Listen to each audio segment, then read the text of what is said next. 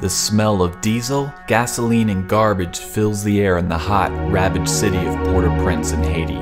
Tent camps and crumbled buildings line the dirty, ragged streets, all remnants of the 7.0 magnitude earthquake that rocked Haiti on January 12, 2010. An estimated 300,000 people were killed and 2 million were left homeless. My name is Ryan Chisholm, and I'm a professional graphic designer and producer.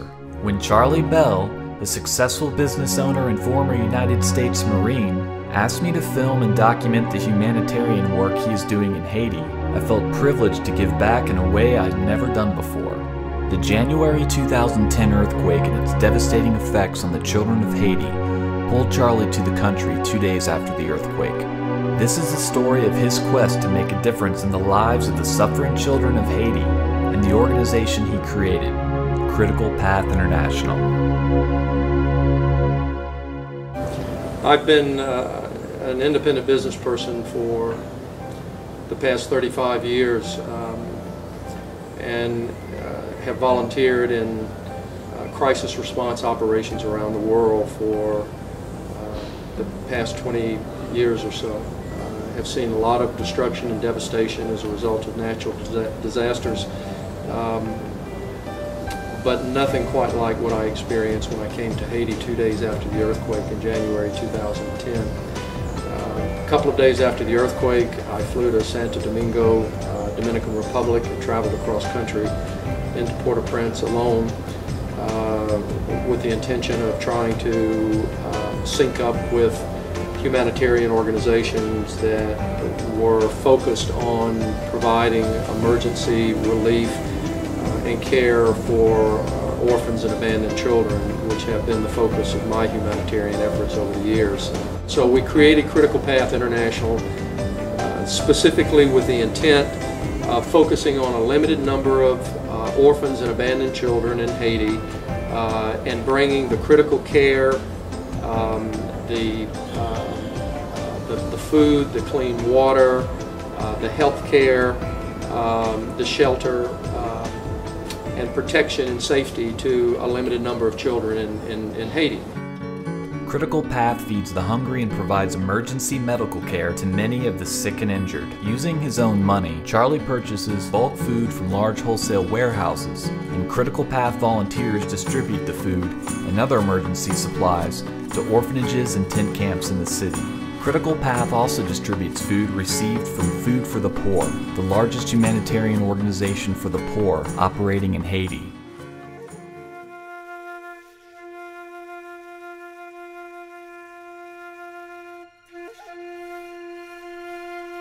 We set up a field surgical and medical clinic in Delmont 19 area of the city. The clinic was set up in an outpatient facility and hospital that had been severely damaged during the earthquake. We cleaned it up, and then we brought teams of doctors to the facility that were arriving in Haiti from different parts of the world to serve in the disaster relief effort. We operated that facility, surgical facility, and hundreds of people were operated on and received emergency medical care in the months following the earthquake. Right next to that surgical facility, field surgical facility, and an outpatient clinic was an orphanage by the name of Foyer des Filles. Foyer des Filles Orphanage was started by Madame Paula Tabule back in 1994. Paula is about 70 years old and an extraordinarily dedicated caregiver for about 65 small girls that have been living under her care, most of them since they were infants. We found Foyer des Filles Orphanage and began to provide food, clean water, and emergency medical care for Paula's children, and have since January of 2010 delivered thousands of pounds of food and provided medical care on a regular basis to the children at Foyer des Filles Orphanage. This is Madame Paula Tabule. Nice meeting you, Ryan. Nice to meet you. Paula founded the orphanage, and she also started the hospital next door.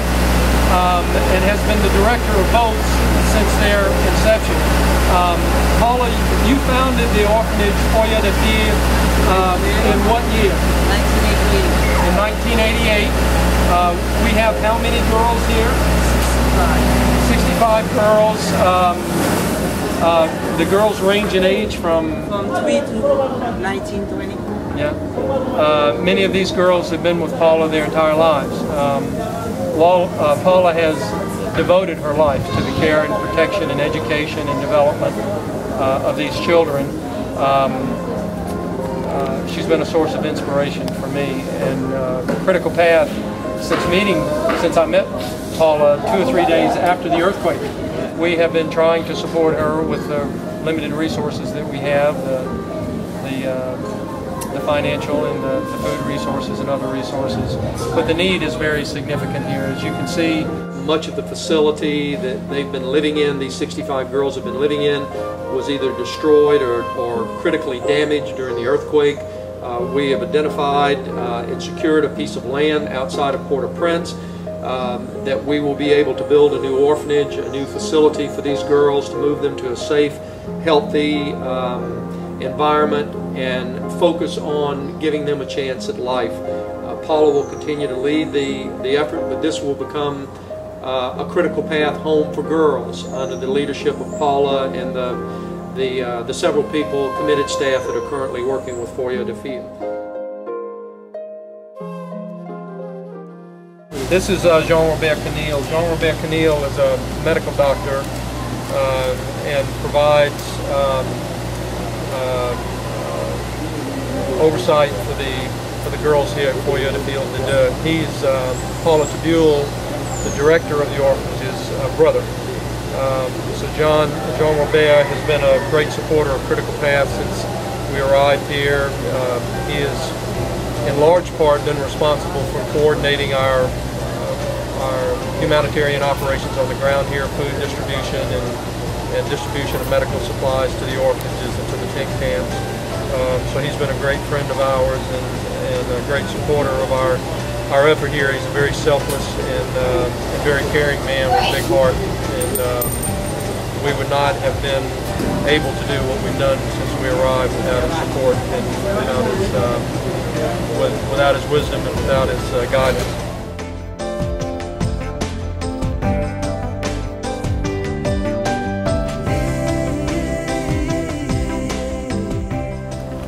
This is Ruben. Rubens is 20 years old. He grew up here in the orphanage. His mother is a caregiver for the girls here. And he grew up, he speaks pretty good English. He's my translator much of the time. He's like my own son. I'm very proud of him. He wants to go to college in the United States someday, right? And this is Mario. Mario has been a great help to us in our humanitarian efforts here. And is a very trusted and reliable worker for Critical Path. What's your mother's name, Ruben? Shupin. Shupin. This is Shupin. And Shupin cares for the girls' clothes and keeps them clean. And how long has your mother been here at Foyer de Filles?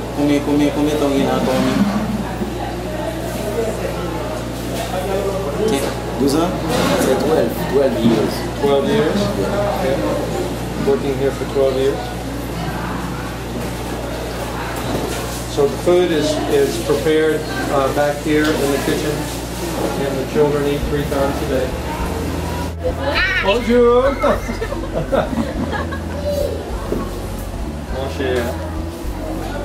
This is where most of the girls sleep.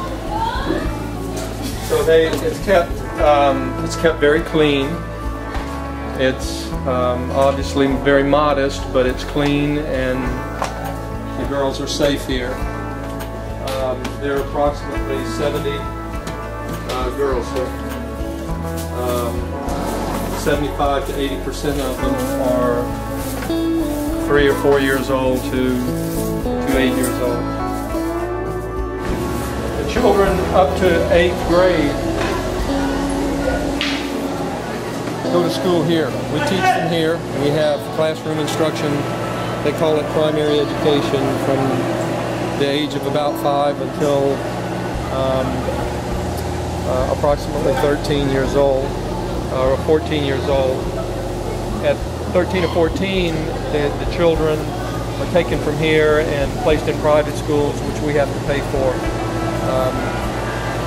which costs $40 per month per child. One of the critical needs that Foyer de Filles orphanage has currently is a water purification system. Their existing water supply is purchased in large tank trucks. It's very expensive. The water is delivered and then deposited in an underground cistern. The water is then pumped by a generator out of the cistern into a holding tank on the roof of the concrete roof of the facility, and then feeds via gravity into a distribution tank and a pump room that then pulls the water from the distribution tank into a filtration system and then produces the drinking water for the children. For the past 5 years, this water purification system has provided the drinking water for the girls at Foyer de Filles Orphanage, and a surplus of 30 or 40% of the water has been sold commercially in the neighborhood to raise income for food and for the other needs of the children. That water system has been irreparably damaged. It needs to be replaced with a reverse osmosis system. So we need help to purchase this water system for Foyer de Filles. If this is something that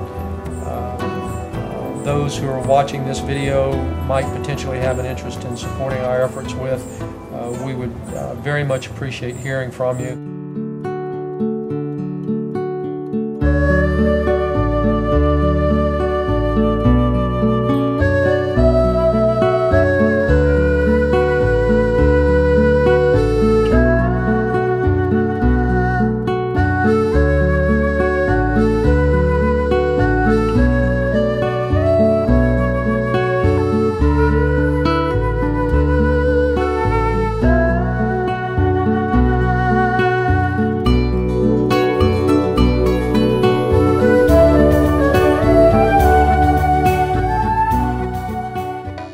In Haiti, there is little sense of organized government. There is a desperate need for clean water, food, and medical care throughout the entire country. Nothing works properly. Everything is damaged or out of order. The whole country seems like a twilight zone of human suffering and despair. Many Haitians were hopeful that a new president could turn things around. Unfortunately, riots broke out in December 2010 after Haitian cries of corrupt presidential election results.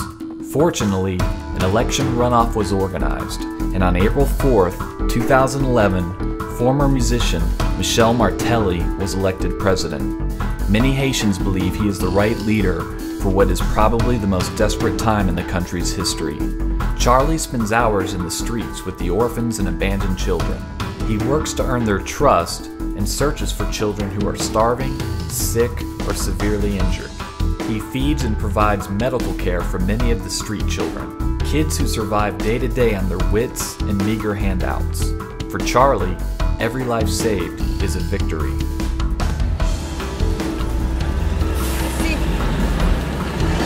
Okay. How do man? $1. Okay. Okay. See? You're welcome. Thank you.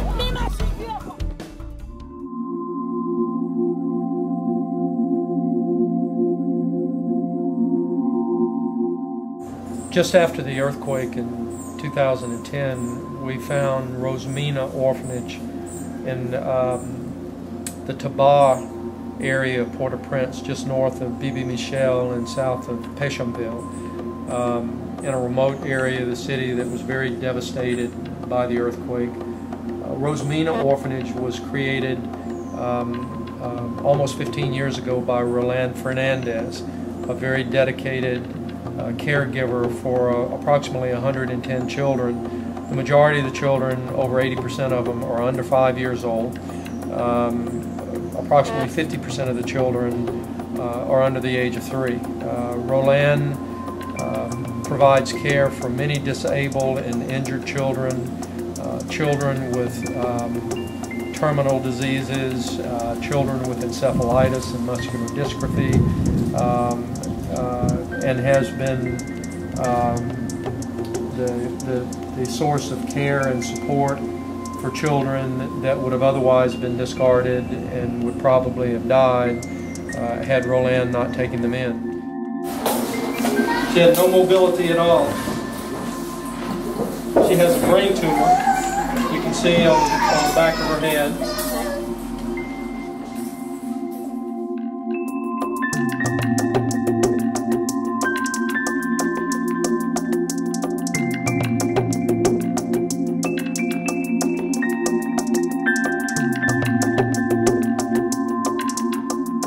We found Roland in Rosamena Orphanage just after the earthquake. Their facilities had been devastated. They had no reliable source of food or clean water or emergency medical care, all of which we have been providing to the orphanage since January of 2010. Like Foyo de Fia Orphanage, Roland Fernandez operates with complete transparency and accountability. It's important that people understand that we're very accountable for all of the food we distribute. We keep very detailed records of the quantities and the specific food items that we deliver to the various orphanages. We have beds. We need beds for the children, furniture for the children, mattresses for the children, blankets, clean sheets, pillows. Rosamena has been selected by Critical Path for a long-term commitment of our efforts to build a sustainable solution for the care, the protection, the education, and the development of the children at Rosamena.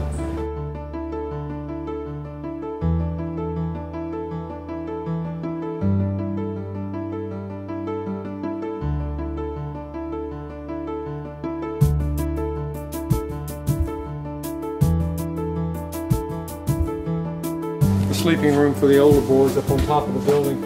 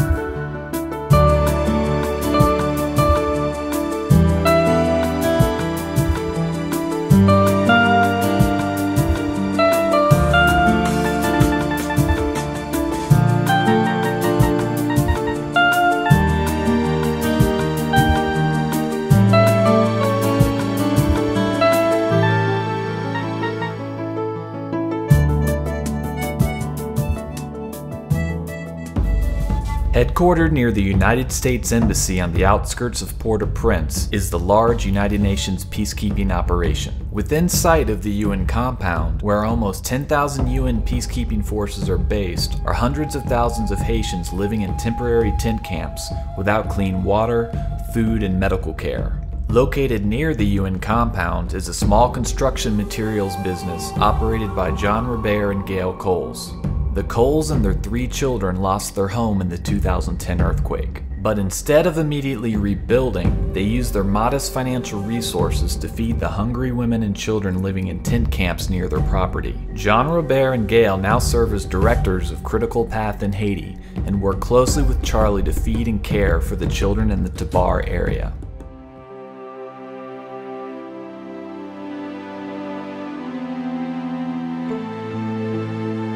We gave out 190 family meals that contain corn, beans, rice, fish and tomato sauce, some oil, cooking oil, and either spaghetti or macaroni.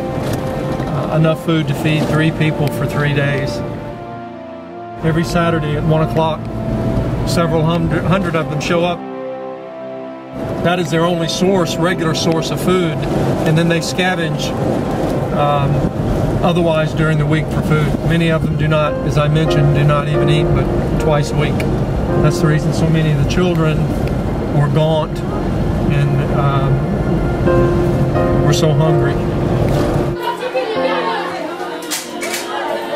She's been very sick. She's beautiful. She has not eaten since yesterday. No food since yesterday. These folks are the least among us. You know, we have so much, we're blessed with so much that we take for granted, so much that we have every day that we give very little thought to. But if it was taken away from us, we could understand how desperate and full of despair so many of these people are.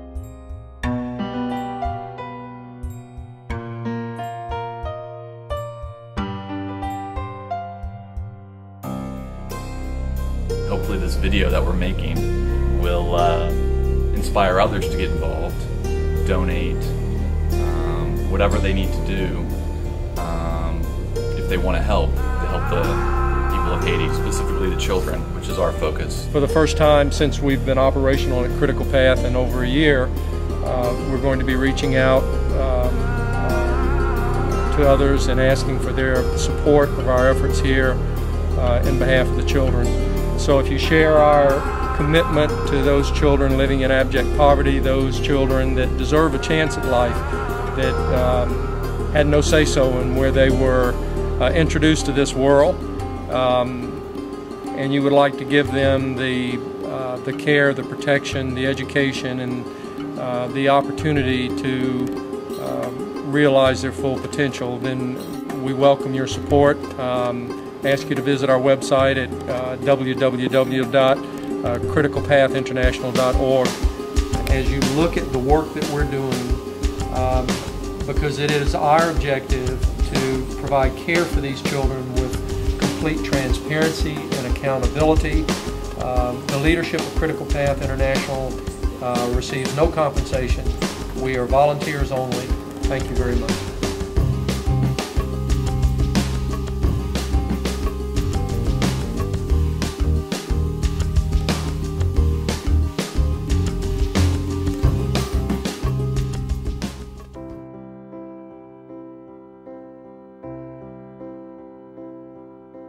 How many mountains must you face before you learn to climb? I'm gonna give you what it takes, my universal child. I'm gonna try to find a way safe from harm.